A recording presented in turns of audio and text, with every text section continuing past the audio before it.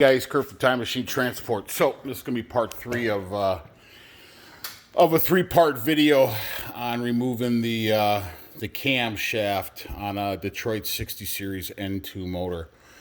So the last video I did, well, the part 2 video was I said I didn't have. It's amazing when I go through our toolbox. We got a lot of nice tools, but I did actually have a 27 millimeter for this front bolt. So for the camshaft bolt. So what you're gonna need is to remove. So I still have the bolt in there, so I'm gonna take it out.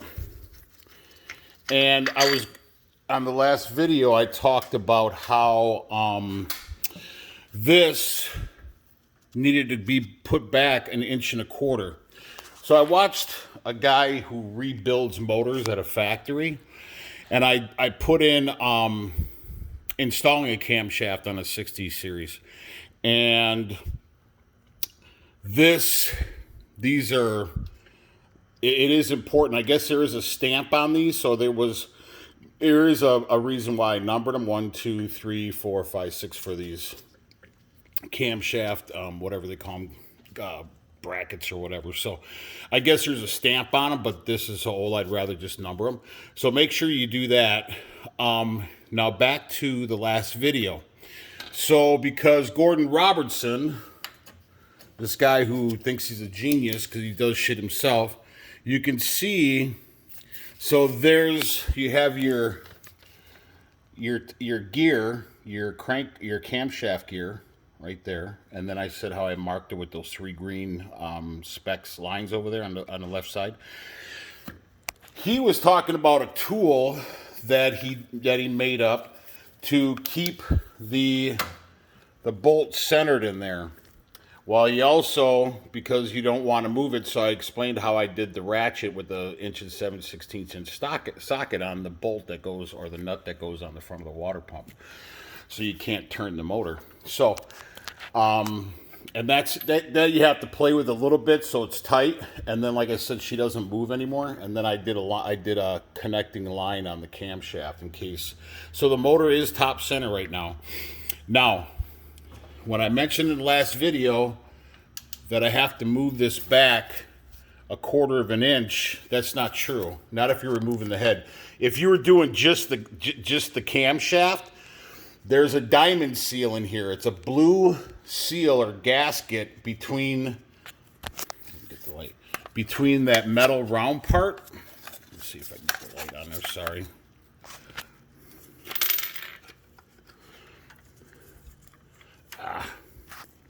I'll have to put you on pause. Okay. I needed 2 hands to grab that socket. It's hard to do this, and I keep saying I'm going to get a bipod, and I don't. But anyways, so if you were doing just the removal of the camshaft, then having that timing gear needs to go towards the front of the motor, but not so far that it actually comes off. So that the timing gear is pretty thick, or the camshaft gear for the timing is pretty thick, so you don't really have to worry about it too much. If you can see that other gear in there, right down in the teeth to the left over there, that gear looks like it's about at least 3/4 inch wide. So if you were doing just the camshaft, it is important. There's a seal between this. Get the light closer. There's a seal between this round piece right here with that little dent in it, the little divot. There is it's like I said, it's called a diamond seal. It's blue. Now, if you were doing just the camshaft and there is another orange seal that goes the total circumference of this round piece right here. And I'll show you it on the next video when I pull the camshaft, or even today. So anyways, but being that I'm removing the head, I don't need to even really mess with this because I'm lifting the head straight up, and this is flush with pretty much everything else. So I don't know how that's going to work exactly, but if I have to, I'll probably end up just tapping it with a board and a rubber mallet just tapping it back. I don't know if that'll work. Like I said, I'm not a mechanic. I don't pretend to be one, but I'm just trying to help people out on the YouTube's videos. But anyways, so now let's get to the important part. So I bought the kit, the bolt kit for the head, and I saved $100. So you can buy it on eBay. It comes with 38 bolts, because when you do the head, you have to replace all the bolts. Freightliner wanted $243, I think, for all these bolts. This company on eBay wanted 139 bolts, or $139, and I think it was free shipping. So it came in a nice box, and there was 4 packages. So do the math on how many bolts per bag.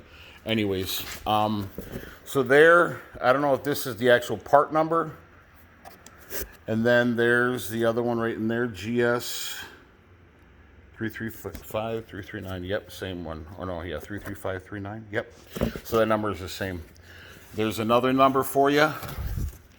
And put this plastic bag in here. Beautiful day in Kenosha, Wisconsin. Burlington, Wisconsin. So they sent these decals with jegs, and then it also comes with one of their price sheet, or like a little catalog. So that's where you want to go on, see if you can buy it directly from them. You want to save yourself over $100. So, and I know, yeah, they're not Freightliner parts, but it's they're high quality. So, I mean, what's the difference, Freightliner or this? And I know steel can be different or whatever. However, if you want to save some money, I would recommend that. So, excuse the shop, it's a little messy. So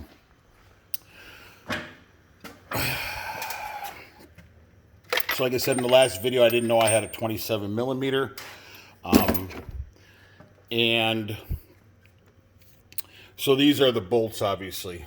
So the bolts that hold down the camshaft brackets, or whatever they're called, cleats or whatever. It is a 12 millimeter 12-point socket. Fits on there perfectly. Now, the other ones, I got this cheater bar up here for a reason. The other ones on the other side are thicker. I already got the socket there. This is a 16 millimeter, I believe.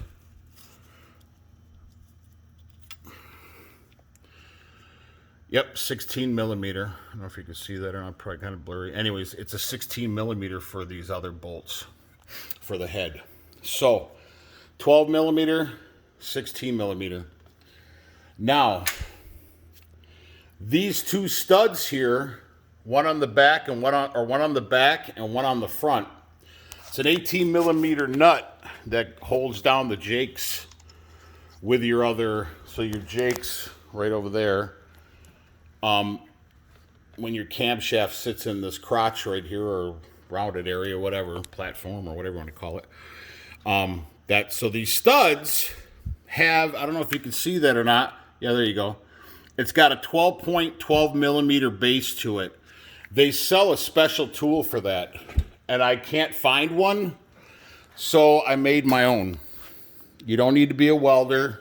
You just got to get creative, and some drill bits. So I went over to Tractor Supply after going to O'Reilly's and over to Advance Auto, and they didn't have a 12 millimeter single or even a kit or a multi-socket kit. You're going to need a deep socket, thin-walled 12 millimeter socket to do this if you want to make it up. And I know it works because I just did that one. So here's the socket. Now the problem I had, well, you see you have to modify. I'm going to put you on pause so I can grab one of these off of the pack.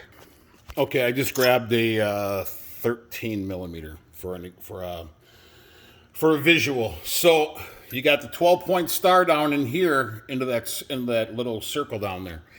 Well, the problem is this: if you go to put a deep socket on there, she gets stuck. She won't go over the threads because the bolt is too thick. So you have your square. You got to use a 1/2-inch drive. A 3/8 inch drive won't work. It'll be too thin. So you can see the problem there is, yes, it's circular, but it doesn't go over. So what I did was, and put you on pause. Actually, I'll just leave that there. So what I did was, because it wouldn't go over, as you can see, it's hitting right there. So that's a problem. So I took my 12 millimeter that I needed and I drilled through it. And I filed it. So I had some garbage bits. I don't know what size they were. I want to say maybe a 1/2 inch. I started with different sizes. And those are my shit bits right there. And use yourself a plug-in drill. Don't use a cordless so you'll burn it out. So I just placed it in a vise and drilled all the way straight through it with drilling oil. And then I finished it off with a round file. Not that I wanted it smooth, but the bit still was too small, or the socket wouldn't go over the threaded rod, so I didn't want to have a bigger bit, because as you can see, I'm really close to the points, and I didn't want to ruin that. You guys can see that I'm right there, and none of the teeth were destroyed. So I had to use a file. So it went on perfectly. Here's another problem, though. This is only a 3-inch socket. This is, hold on one second.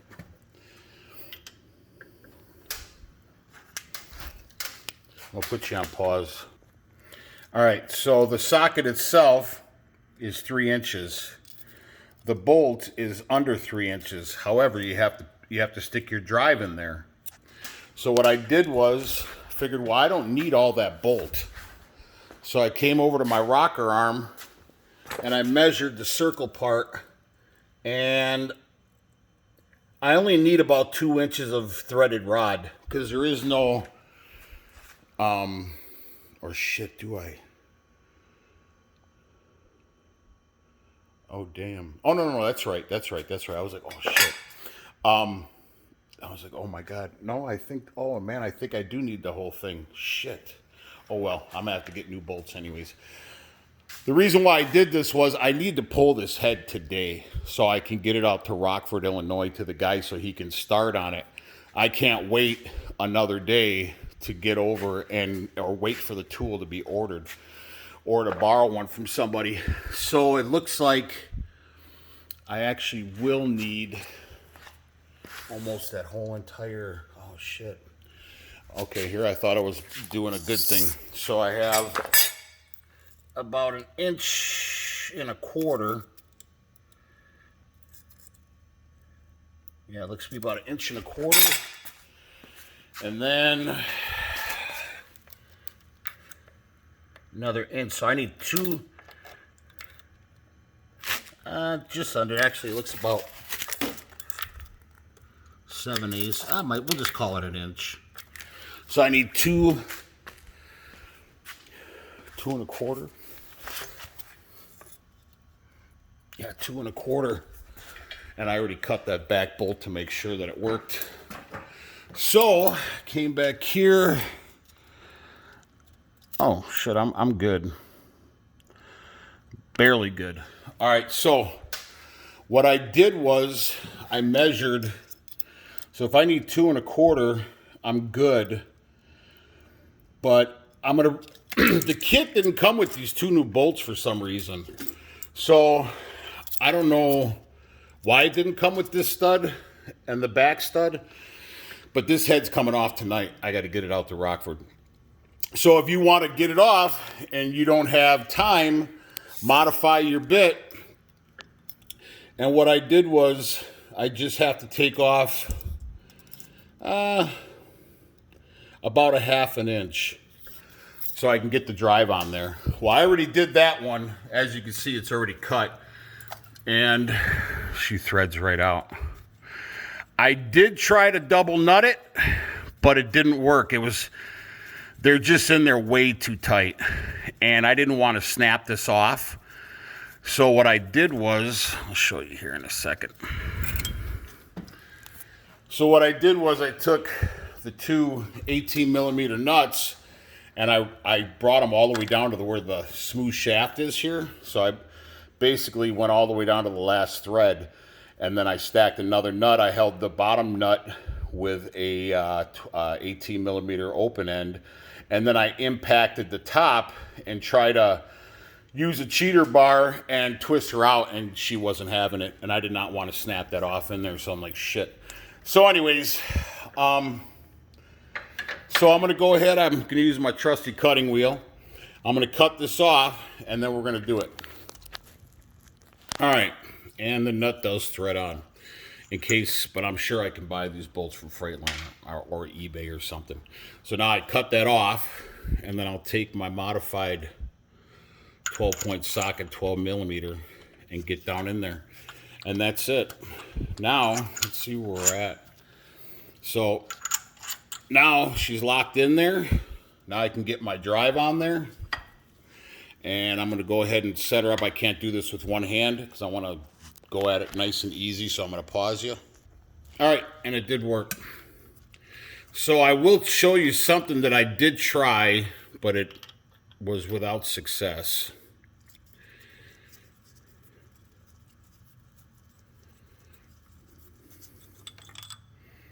And it was without success. But actually, I thought it was going to work. So I had a open right here. So I had an open end, and what I did was I took my cutting wheel and I kind of shaved it down without cutting it. And then it actually fit down in there.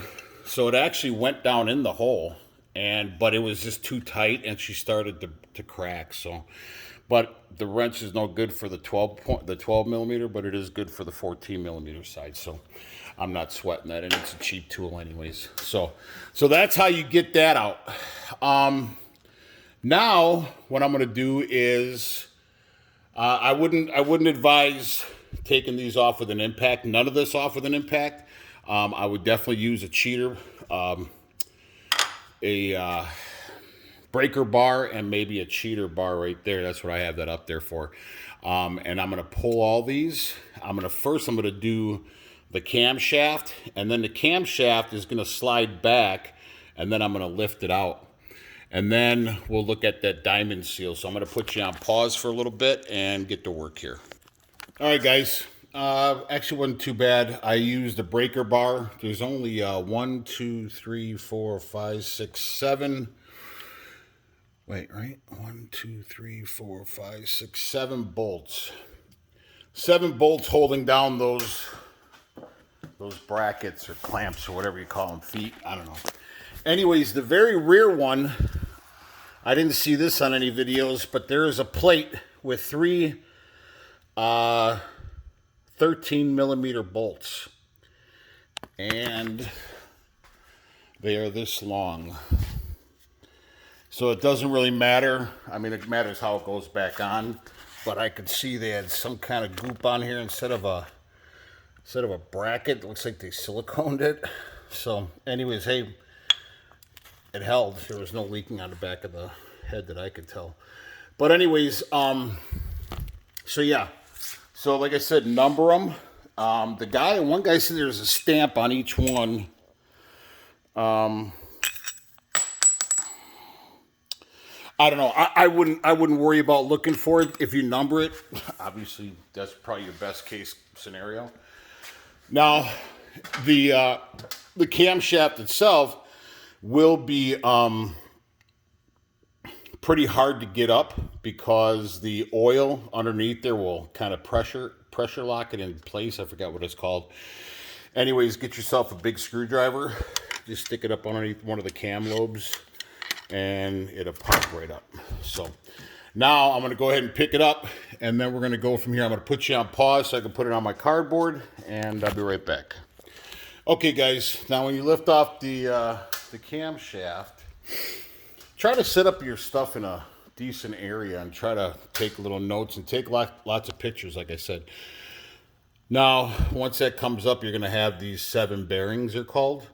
Now, a guy that I saw that was putting the Detroit rebuild back together at a factory, I don't know where it was, but he said it's a good idea to take the tops of these, have the same thing, a bearing in them, and they just free float. and they'll just pop right out. But the guy said that it's a good idea to take the ones off the bottom and put them on those, and then take those off and put them on the bottom. He said because the bottom bearings take the majority of the wear and the pressure because of the rocker arms, and it's always, you know, the bottom is just getting punished. So that's what I'm going to do. I'm going to pull them all up, clean them, and then when I re-put everything back, or when I reinstall everything, I will take these off, put them on those, and then those are going to come off and go where these are. So now, this is what I was talking about. Grab my light. Like I said, this is my first time I've ever done this, so I'm trying to be as thorough as possible. There's your diamond seal. It's blue, as you can see. And then they're going to have these other two seals, one there and one there. That one looks like it's almost gone, I think, from what I could tell. Anyways, once I pull this, I'll be able to clean everything up. So this is what they were talking about with pushing this whole entire, this is all one piece. So you want to make sure that when the motor is top center, that you'll be able to put your bolts in from the back side there. Not, you know what I'm saying, from this side, you're going to have to thread them in. So that's why it's very important to not rotate your motor at this point. You have to not move it at all if you can help it. So I'm sure once you're lifting this up, once I grab the forklift and once I take off the other bolts, obviously, and I start moving this, I'll be pulling this by myself. So wish me luck, and I'll do a video on it. So, anyways, like I said, keep this all in place so that doesn't move. That gear does not move on you at all, or else your timing will be off. And I don't know, I'm sure that's a bad thing. So you see this little circle right there, the little dot right here where my fingers just went over, that one right there. There's a lobe or a dowel on the front of your camshaft right there. Oh, can you see that? Right there. And I don't know, I think it pushes in. So when you reinstall your camshaft, you better make sure that dowel or lobe is in that hole. That's why another reason why it's so important and like I said, this is my first time ever doing this, but when somebody says that something's pretty important, I take a note of it. So a note to self, make sure when you reinstall your whatchamacallit, that you will, it will be in the proper spot. I just saw this. Oh, okay. I was like, what is that little tit right there for? But it must be for your front and your rear camshaft brackets or whatever they're called. I know there's a certain name for them. So now, like I said, the reason why they were pushing this back is because you have to put this seal back in. And then on the outside ring here where my finger's going across this whole circumference here on this circle all the way underneath here, there's an orange O-ring that you have to replace if you're doing a rebuild. Obviously, the only way to get that orange seal on this is by totally removing this gear. Well, that's not happening. So I'm going to try not to mess with this at all if I can not do it. So the head, so I am going to take a screwdriver and put it right into that hole. Right in that hole right there, where you see my finger going back and forth right there. I'm going to take a screwdriver and I'm going to insert it, not obviously past this to go over the head, because obviously you'll run into it when you're pulling the head. But I don't know if that's going to help anything. I'm just trying to prevent it from even moving even more, even though I got it secured pretty good. So I don't know. I'll see. But it probably wouldn't be a bad idea. However, you'll have to rotate the motor. You know, this is the odd thing about this. So you would think that when the Detroit engineers, who are freaking ridiculous back when they built this motor, because the Volvo D12 and D13 have copper cups as well, but yet you can flare those cups in without removing the whole entire head. So my question and I'm not very smart, but I would think that if you're building a motor and you have to have the motor top center to pull, to make sure everything's lined up, why would you have to, like I did in the last video on my part 2, where I had to rotate the motor again to pull the bolts? Because if you look, you can't see it there. It's straight. That's on an angle. So I had to literally rotate the motor so that this gear moved in here so I could pull those 2 bolts. I guess I could have did it beforehand, but I didn't know.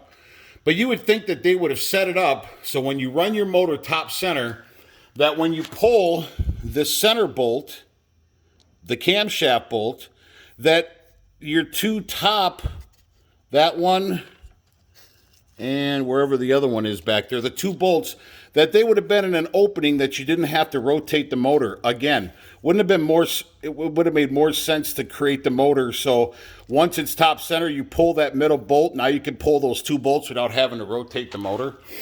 And I'm not very smart, so, but even I could think of that. So anyways, it's just kind of piss poor. So I'm just venting now. So anyways, now, and this was the most intimidating part for me. That's why I didn't pull the head the first time and I flared the cups, because it seemed so intimidating to me. And I was like, oh my God, man, I'm never going to be able to do this. But sometimes desperate times call for desperate measures. And that's why we have a shop, and that's why we have lots of tools, and that's why I like to try to do stuff myself. So anyways, now I'm going to remove the bearings, put them over there by my nicely stacked pile. And then I'm going to take the 16 millimeter socket and my breaker bar and a cheater bar like I showed you before. Do not attempt to take these out with an impact. I wouldn't. Get them so you break them free and then put an impact on them. Because there is what? 38 bolts total. 2, 4, 6, 8, 10, 12, 14, 16, 18, 20, 22, 24, 26, 28, 30, 32, 34, 36, 37, 38 bolts. Yep. So break them all free first. And then hit them with an impact. So, because you don't want to snap one of those bolts off in there, man. That would not be a good thing. So, like I said, take a breaker bar. If you don't know what a breaker bar is, I'll show you again. It's one of these, 1/2-inch dry breaker bar. And then use your cheater bar. So, that's pretty much it, man. I'm going to grab a 16 millimeter. And so how it's basically would be done is, this isn't the socket I'm using. That's a 3/8-inch drive. That's just so I could show you guys that it's a 16 millimeter. So basically when I put that breaker bar there, I'm going to put the pipe over the end of it so I get more leverage on it. That's going to give you a lot more power, believe it or not, more leverage. So I'm going to go down, I'm going to break all these free, and then I'm going to hit them all with the impact and pull them all out. And I'm ready to pull the head. And I'm going to see, I don't see this being a problem now, but like I said before, when I do pull the head and before I put the head back on, I'm probably going to see if I can tap this with a rubber mallet just a little bit, or a board and a hammer, or a mini sledge, just to pop this back a little bit. I don't know if that's possible. People are like, yeah, whatever, dude. I don't know. I'm not a mechanic. So, but I'll tell you one thing. I'm sure there's a shit ton of mechanics that wouldn't even be doing what I'm doing right now. So if you're going to be a hater and whatever, shut your mouth. So, but yeah, I'm going to put you guys on pause. I'm going to go ahead and pull this all and get everything loosened up, and then hit it with an impact, pull everything out, and then we'll just go from there and put you on pause. All right, guys. A lot of breath. It's, be in for a fight if you do it the manual way like I just did and broke them all free. I went through them all twice. Like I said, that's how you're going to be set up, and that's easy so you can get your leverage on there. And you're going to have to use a taller socket, or you won't clear the springs or whatever they're called. Anyway, so now I'm going to go ahead and I'm gonna take a 5-minute break, and then I'm going to go ahead and hit them all with the impact. And I'm glad I went through them all twice, because I actually missed 3 of them. And believe it or not, we got a lot of Snap-on stuff. I swear by Snap-on. However, I don't know if one of the turd mechanics that we had took off with some of our tools, because I know I bought a whole entire set of nice Snap-on deep socket 12 points. This is actually a some knockoff brand. Thought it was Husky at first, but Joe something or other. And I snapped the Craftsman one. Go figure. I used to call it Craftsman, even though they have a lifetime warranty. When somebody has I know Snap-on does as well, but yeah, they were these ones here. Job Smart. I've never heard of them, but I had them. And then I had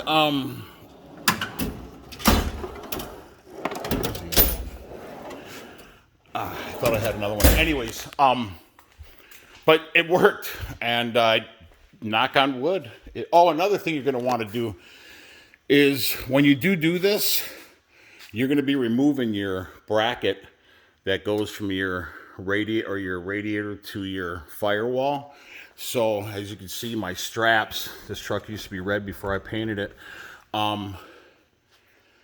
supported up. Find something. I'm not on the grill. I'm right on the Freightliner emblem. So grab something that you can support your hood with, because it's a lot of stress on your straps and your radiator going like that, actually. So anyways, I'm going to go ahead and take a break and put you guys on pause. We'll go ahead and get these bolts off.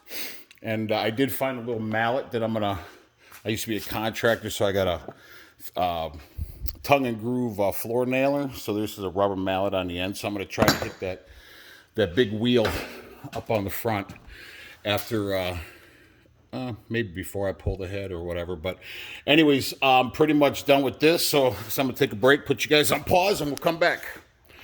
All right, guys. So I'm at the forklift. Bought this cool little boom thing from my brother-in-law. We bought all of our shelving and stuff from his shop. He used to have a granite shop. Anyways, before my video canceled out, I wanted to hurry up and go back to videoing. So my forks are too wide to fit into the fork openings down there. So I'm gonna pop it on top of there, take a 2-inch 3,300 pound strap and strap it to it.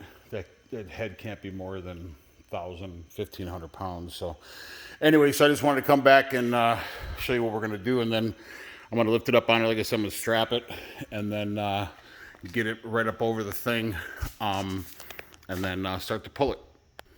All right, guys, so I got all the bolts loose. Actually, I think I missed one more, and I didn't break it loose, and the impact took it right off. So I don't know if you probably could use an impact to take them off, but anyways, I just felt safer by at least breaking them free, especially with that cheaper socket I had. So I didn't want to get crazy on it and be mushrooming out and going through sockets. So, but like I said, that Job Smart actually did the trick. I was very surprised, because these are like, I don't know, 200 pounds, I think, torqued or something like that. So anyways, I think this is all I have to do. I counted. There are 38 bolts. 2, 4, let's see. 2, 4, 6, 8, 10, 12, 14, 16, 18, 22, 24, 26, 28, 30, 32, 34, 36, 38, 40? No. Sorry, 2, 4, 6, 8, 10, 12, 14, 16, 18, 20, 22, 24, 26, 28, 30, 32, 34, 36, 30, yeah, 38 bolts. Anyways, so now I'm going to use the forklift, and I got to grab some. I got to grab a chain. I'm going to probably. I'm going to have to thread something into one of these other bolt holes to probably, either diagonal or I'm not really sure yet. So to lift it off, and then I'm going to have to see if I can get. Oh shit! My damn flashlight's over here. Sorry.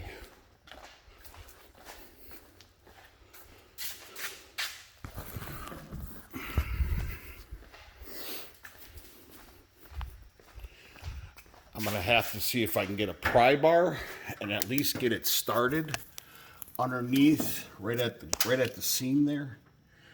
See if I can get a pry bar or something underneath there and just kind of at least get it started. I'm sure that if I get it up there and kind of move it and get it up with the forklift, I just don't want to be lifting the whole damn truck engine up. So I don't know. I'm gonna have to see if I can get it at least started from the head gasket. Anyways, I'm gonna put you guys on pause, and then we'll just go from here. So wish me luck. I'm doing it by myself. All right, guys, got the forklift, and what I did was I wrapped my strap, put a 2-inch ratchet on there, and just kind of wrapped up the slack and did a little knot on the end. So what I did was I just wrapped it around, and then I choked it with a washer and a grade 8 bolt, I think it is. Anyways, I ran, because I got to replace these 2 bolts anyways with the 12-point socket that I cut. So those threaded in there nice and neat. I got one there and one there. And basically the plan is I got to choke to the hook there and choke to the hook there. So this is where I'm not going to try to hit it with the bar. I think I'm just going to go ahead and see if I can lift it up and just kind of play with it a little bit. And then that's it. So, and then I got a 3/4 ton pickup 2500 Ram. So I don't even know what that thing weighs, probably 1,500 pounds maybe, I don't know. But I already got it all set up, and that's pretty much. Actually, I gotta put on my outside light. So, anyways, that's there we go. Nope, why isn't it going on? Oh, I gotta start it up. Anyways, I got an outside light. So yeah, that's what I'm gonna do. Just sit it, and I'm gonna take a tarp and wrap it up so it doesn't, in case it rains tonight or gets moisture, and I don't want to do that. So that's pretty much it, man. So I'm gonna drop it off at the machine shop tomorrow with my new cups, and that's pretty much it, man. I hope all goes well. I'm gonna go ahead and put you on pause, and we'll see how this goes. And I'm gonna take a look at the end of the underneath the block there. So I'm gonna put you guys on pause. Well, guys, this is kind of difficult with one guy. So I do have the head up, but I'm getting stuck on that front. So I don't know.